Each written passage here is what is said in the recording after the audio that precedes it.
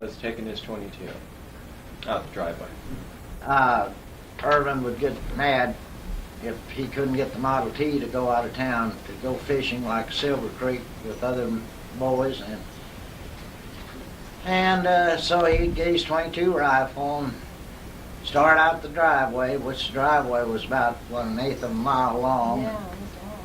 And it'd end up where Dad would holler at him, and he'd come back and he'd give in to him, let him have the old Model T to go fishing.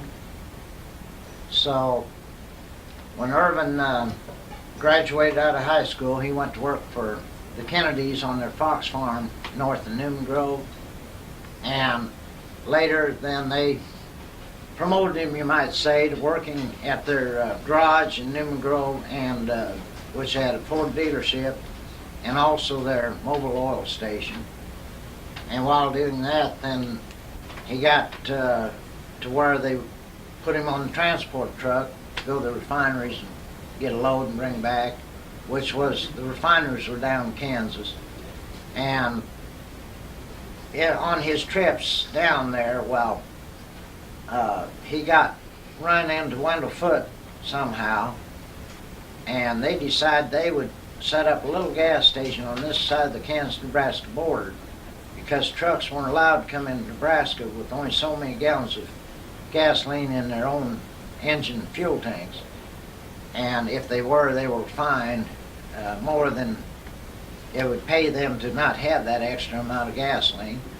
So that was a good setup for them to open a station there and be able to gas trucks that come across the border northbound. So they started out with two little, what they bought was two little cabins, like motel, small one-room motels, and they pushed them together, put two gasoline pumps out in front. There's nothing but a dirt drive, and put up a sign out there, and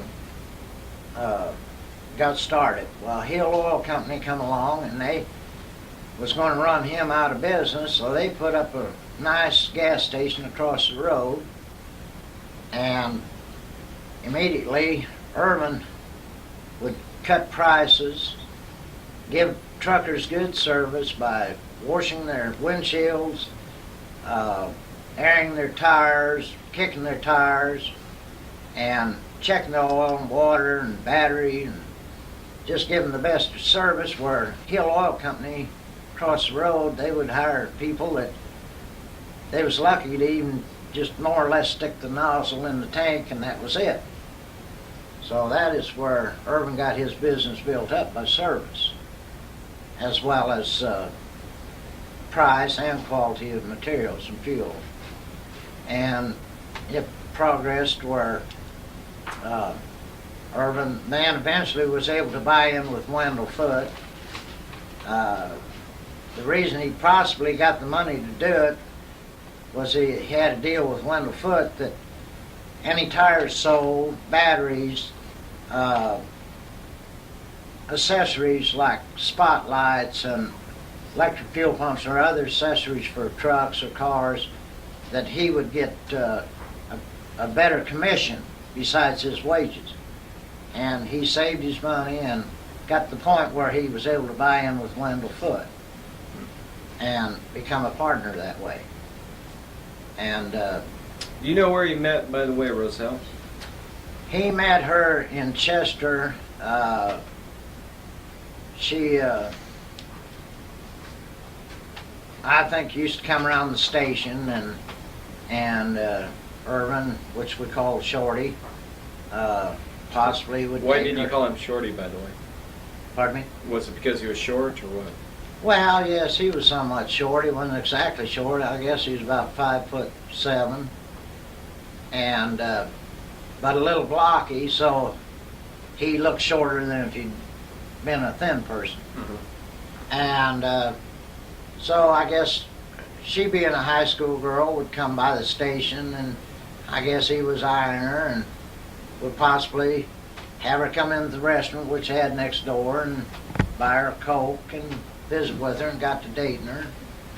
And so she eventually became pregnant, I should say. And Roselle's father was part Indian, and man, he drank a lot. Well, he was part Indian? Yes, sir. And he drank a lot, and boy, he was going to kill Shorty. So he either marry his daughter or else, so he ended up marrying her. Do you remember that? Yes, he was very seriously engaged to another lady who was part of the. That was Rose. And she was with the for induction to the service.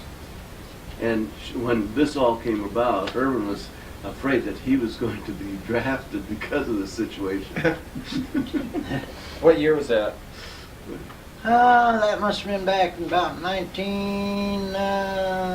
Mother passed away in 41, and they were married in Well, though they came 40 or up earlier 39. before that, yes. About 39 or 40. And of course, Mom, she, I don't think was too happy about him marrying the girl. She thought she was too young for him, which she wasn't all that much younger than him, really. And then Roselle, she was kind of in a way, a shy person. She come and was somewhat bashful about having to come around our house. And it went on that they had Barbara, and then they lived in a little house there in Chester, and after about, I think, a year, he bought a house and remodeled it and enlarged it and remodeled and had a fairly nice home. And then later he bought another home, sold that one, and bought another one which was bigger and newer. And he pretty well had all the children in that home. And then they decided to be handy to be living close to the gas station, so he had a house built right across the road from the station, next to Highway 81, and sold the other home. And of course, Roselle, she would get up in the morning, and the kids would be clean. She'd get them dressed and everything, and then we would either from the station have to run and get the kids and deliver them around Chester for people to take care of. Did you ever work for Irvin? Yes, about 5 years, and that's one reason I know that Roselle loved her kids, but she just didn't want to be bothered with kids. And so we would deliver them around town. Those that was old enough to go to school, we'd take to school, and those that weren't old enough, we'd deliver to different people in the town. And they would babysit them all day. And Doc Spawn had Jimmy all the time, and Jimmy was just like his son. Even Jimmy'd spend nights with Doc and his wife. And then, like I say, Roselle would, of course, get all primped up and have to go out of town with the other ladies shopping, and but everything was left spotless before she left the house. I mean, an ashtray wouldn't even be sitting there dirty. And she brought the kids up, and even Shorty, she didn't step in the house with your shoes on. You took your shoes off before you stepped in the house. And in the living room, you didn't sit on the couch unless the company'd come. That living room was just off limits for anybody. And if she had a stove, she didn't cook much on it because they would come over to the restaurant and eat most of their meals. She kept the stove like brand new, but yet if it got 3 or 4 years old, she had to have a new one. Likewise with couches and everything, she had to have the best. And Shorty gave it to her. He was able to. And then the kids, they all grew up and started getting married and leaving home. While he wanted to get married, he would help them with their home and get into a home and or helping with the car and college educations, and so. But he would make the kids work. In the summertime, if they wanted a car or they wanted money, they had to get out in that field and cut cockleburs or different things. He made them work. He didn't just say, here it is. And the kids tell you that today, that even though they had it better than a lot of kids, they worked. And by the way, could you give us your recollections on when your mother passed away, that date? that was I was 13 years old, so that was 1940, 41, August 3rd. August 3rd. And we went to Newman Grove the night before. Our mother had been sick, and back then, doctors, well, a little country doctor like we had in Newman Grove, Dr. Jensen, I think, didn't really say what was wrong with her, but she was weak and faint and all that, and so she was in bed for, I guess, a couple weeks. And that Saturday evening, we went to town to get the groceries, take the produce in, sell the eggs, milk, cream. And so at Newman Grove, after we'd done our shopping, well, we got ice cream and brought it home. And Mother was laying in bed, and we all had ice cream because we didn't have a refrigerator. What you bought, you had to eat that night. We all had ice cream, and then we all went to bed, and the next morning, Dad hollered up the stairway something. I was asleep, Burnham was asleep, and right away, Lorraine and Dolores jumped out of bed and run down the stairs, and they were screaming and hollering, and Lorraine was grabbing her, and wake up, Mother, wake up, Mother. And me and Burnham knew something was wrong, so we came down and she was dead. What did they used to nickname you when you were young? Not when I was real little. Yeah, did you have any nicknames? Not really. Larry? No. They play No. That was later. Yeah, that's They always called me Laurence. And Pee Wee. then when I went to Chester and worked for Shorty Urban, they started calling me Pee Wee down there, because at that time, when I started high school, I weighed 75 pounds, and when I was a senior, I don't think I weighed over about probably 95 pounds. And when I was inducted into service, I weighed 113 pounds, which they did not pass me for being so small. And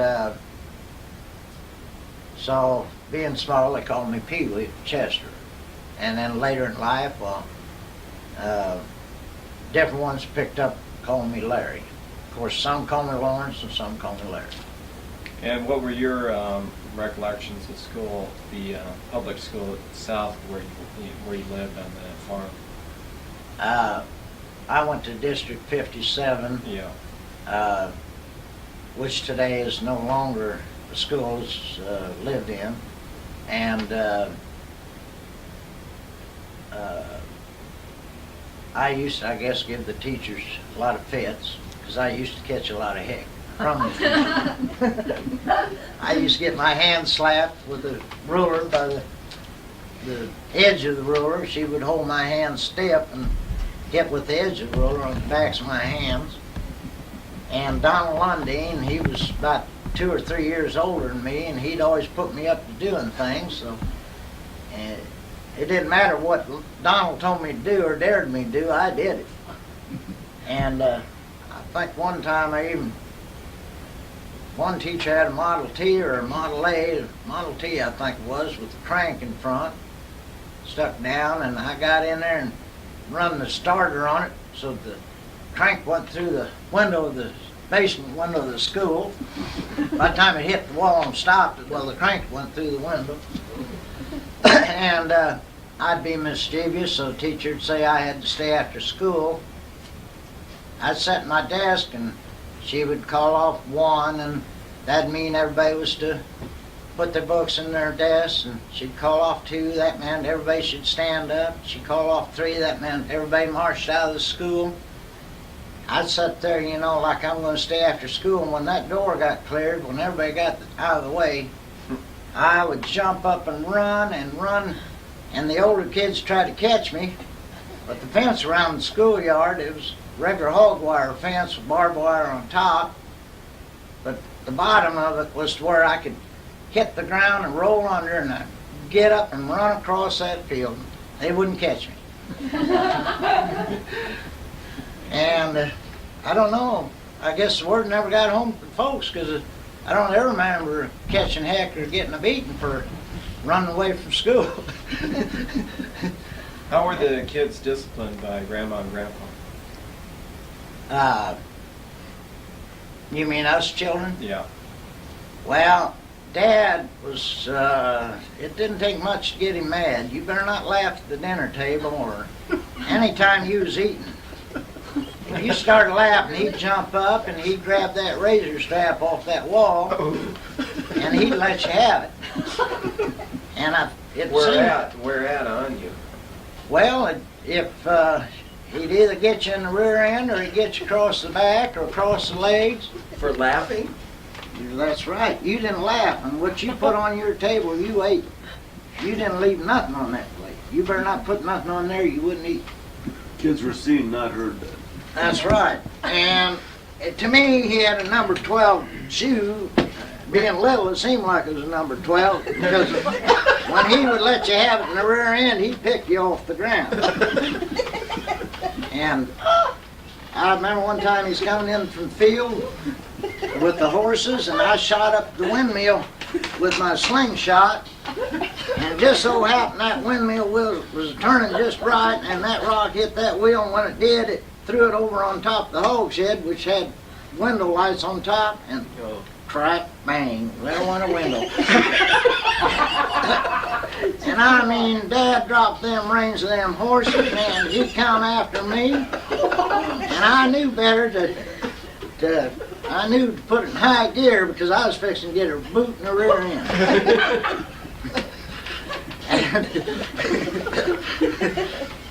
So did he catch you? No, he wouldn't. I guess he could have caught me if he'd wanted to, but he would sure scare the heck out of me and then go back, and then I'd be afraid to go in the house later, fear I'd get it. And so, and I can remember he used to sometimes get a little mad with Mom, but I never did really see him hurt her or hit her or nothing, but he would sometimes get mad at her for things. Did Grandma ever discipline? She was more tender. Well, we were good kids. It's just things like that rock, it wasn't intentional. And she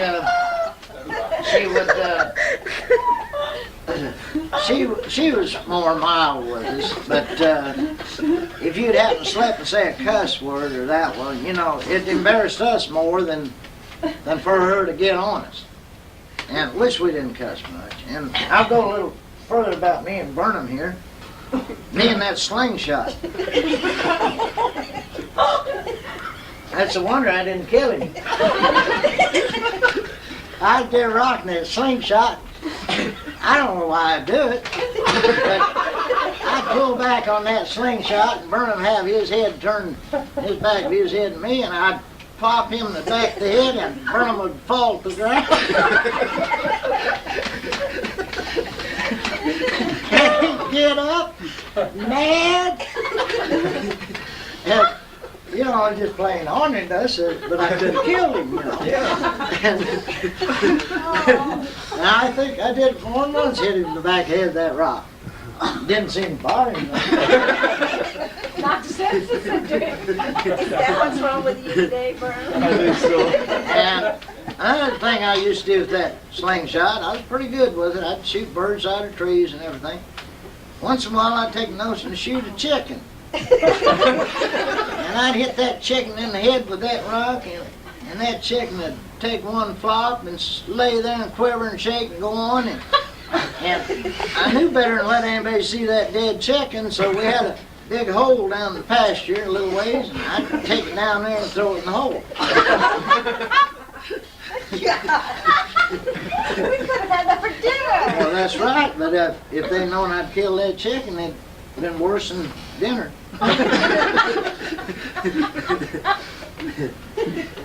How about that little, when you were little, that cat you always dressed up in our doll clothes? I don't remember too much about that. You I must have don't? been pretty small. Do you remember that? He took our doll clothes and put on his cat, your pet cat, and took our doll buggy and wheeled it around, and you were maybe like 4 or 5 years old. Then the cat would just lie there, just behave just like a doll. And then he'd take the clothes off that thing, and then that cat would take off just up.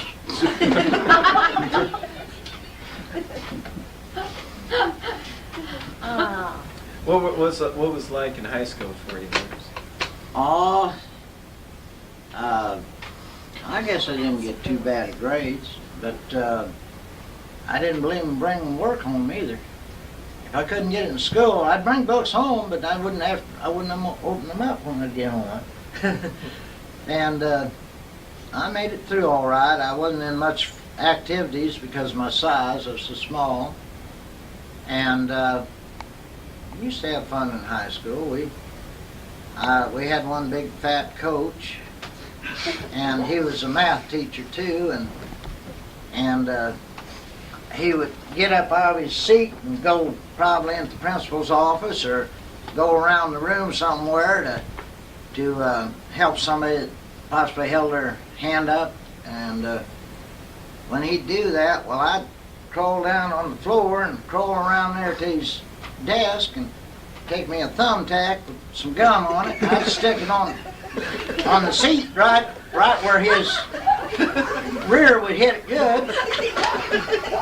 And he'd come back and he'd pull that chair out in front of that desk and he'd sit down that tack and he'd sit on that tack and he'd come like that and he'd pull it down, see who was a-grinning. And I used to do that guy all the time, and you know, he would never remember to look at that seat before he sat there. I'd get him more times. And So Laurence, was there any time when you did play practical jokes or not? oh, I played a few. Could you tell us a few? Well, I don't know. This is kind of bad. This was in grade school. I was saying about Donald Lundeen. Mm-hmm. Tell me to do something that I would do it. We had a girl there. She was an Indian girl. Her name was Ava something. She was part Indian. And she lived over there where the Johnsons, right across the road from where Johnsons lived. You remember when you come right out of Newman Grove and turn south, and then Johnson lived on the left side, and they had a house on the west side. It's not there, hasn't been for years. Anyhow, she was part Indian. And this darn Donald Lundeen told me to go over there and pee on that girl. So what I do, I crawl down the damn aisle on the floor where the teacher couldn't see me. I crawled around there, and this girl she was a real studious girl. And I crawls up there beside her desk, and I take my wee out. And I get up. The teacher had her back turned somehow. I get up, and I just proceeded to wet the girl down. And the girl just sat there, pulled that book up in her face. She was embarrassed, I guess, but would not jump out of the seat. I mean, I soaked her good. I got back down on the floor and crawled around and got back in my seat. The teacher didn't even know it. Oh, God. And that,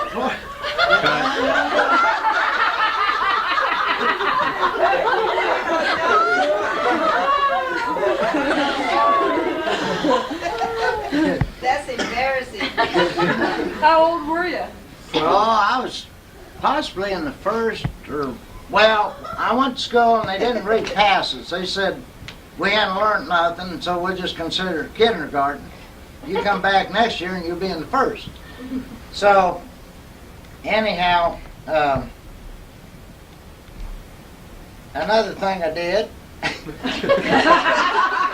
And another thing. was practicing for a Christmas play. And I was supposed to be the bad boy. No. That had to be a stretch for you, Lawrence. Was that a Thanksgiving program? Yvonne, it might have been Thanksgiving, I don't know. But anyhow, Yvonne Nelson was supposed to grab me and throw me over her lap and give me a paddle. And this was in rehearsal. It should have already been when the play was on. But it was in rehearsal. She grabbed me when it come time for this part, threw me over her lap, and as she come down with her hand, I broke wind.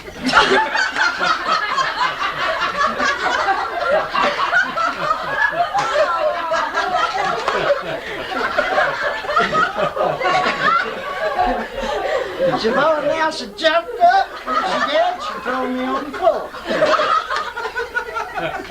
Well, I think we left that part out of the play when it comes out.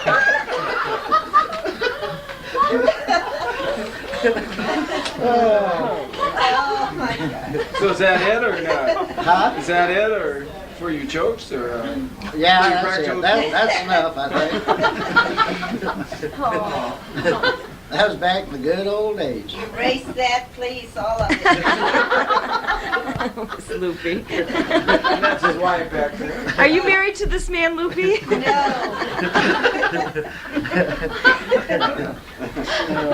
Now we have an official. So is there anything else actually you'd like to say then, Lawrence?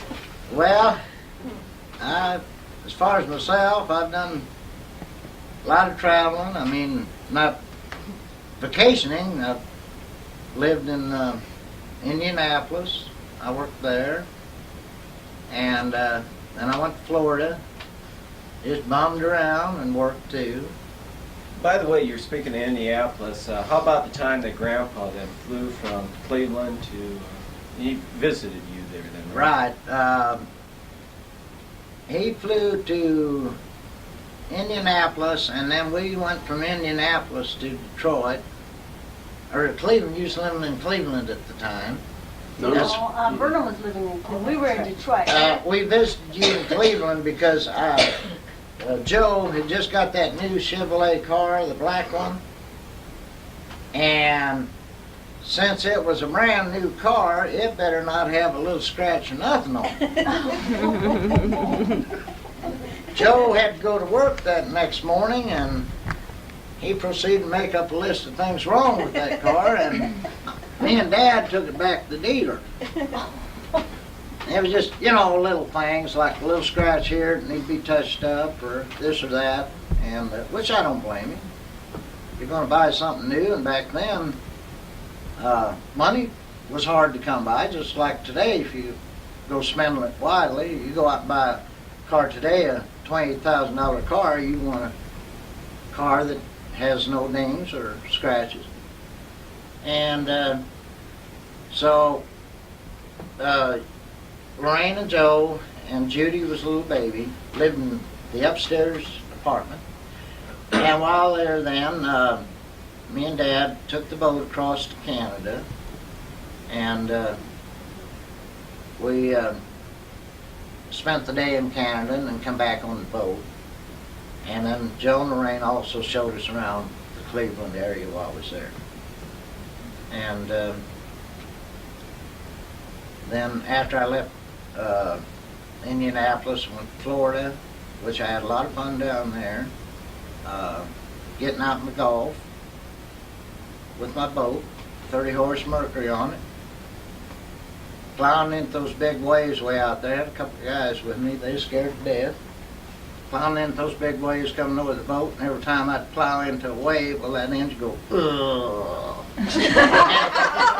It was not electric start. If that thing had stopped, we'd have had it. We was way out by the shrimp boats. And then I left Texas, left Florida and come up to Texas and worked highway construction. And through my hard work there, and they seen my abilities to get things done, well, they made me a supervisor. And I worked at that for years then as a supervisor, and that's why today, when it comes to getting anything done, I can't get nothing done because I'm the one that has to do it. It's not like saying, hey, you go do that and get it You done. said that real good. But Where do you live right now then? Cherokee Village, Arkansas, and And you are retired then? right, retired from a paying job, that is. I still do things, but don't get paid for it. And if I don't get it done, I catch heck over here. It has to be done right now. It can't be done tomorrow. By the way, with other members of the group, did he make you laugh that hard when you were kids or not? Who? Your brothers and sisters. Make me laugh hard? No, No, did you make them laugh hard? Like they're Oh, I laughing right probably now? did. Of course, my memories on a lot of things, I don't know why people always say I was so damn mischievous, because I don't remember. I think on previous film, I think we said you were a little harassed. But even today, Lorraine Johnson, Gabrielson Johnson, she said, well, I thought that was you, and she told Bouncer, she said, he was so darn ornery in school, and I don't remember. I And we- said you were independent. How were you in church? Oh, pretty good. Once in a while, we try to sit in the back pews, and we might drop a button in the collection plate or a thumbtack. We never took the money out.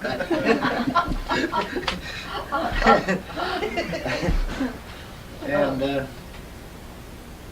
than that, we pretty well listened to what was going on in church. Didn't giggle or laugh or like some kids want to do. They want to be loud in church and not be quiet. We were quiet. And, we always had to go to church on Sunday mornings. That was about the extent of our church. We didn't go through the week. And of course, it was Sunday school and then the services. And after the services, then we'd go to our grandfather and grandmother Cleveland's, which lived right close to the swimming pool there. And everybody bring a pot lunch, and we'd have lunch with them, and then later in the day go home. That was our Sunday. That's about it. You need to interview some of these other ornery people. Yeah, well, I only have one more question for you. What was your favorite Christmas gift you ever got? Watch. Yeah, watch. Well, we won't get into that one on this You don't one. want to listen to that No, one. now folks. tape. Oh, yeah, so let's hear it. You want to hear the watch? Yeah, we do. I haven't I've heard it. never heard about it. Huh? I've never heard Okay, about it. okay. Well, one favorite gift of mine, when we was kids, we didn't get much. Our parents didn't have much for us. I mean, money to give us gifts. And I think I got a little dump truck one time. And back then, that dump truck probably cost 29 cents. But that was probably the price of a whole chicken. And it was a pretty little red dump truck. And that I can remember. And another thing I remember, like I say, they were poor. They couldn't give us everything we wanted. So they were kind of hinting around what we want, you know. And Burnham, he had to ask for it, and I had to ask for it because we knew they couldn't afford it. So Burnham said, well, I'd like to have a watch. Didn't matter if it's Mickey Mouse or what, you know. He'd like to have a watch. Thought, well, if Burnham wants a watch, I want one too. So I said, I'd like to have a watch. Well, my mom and dad thought about that, and they said, we can't afford that watch. So you know what they did? They went to the bedroom, got in bed. They said, Burnham, Lawrence, come on and watch. We got our watch.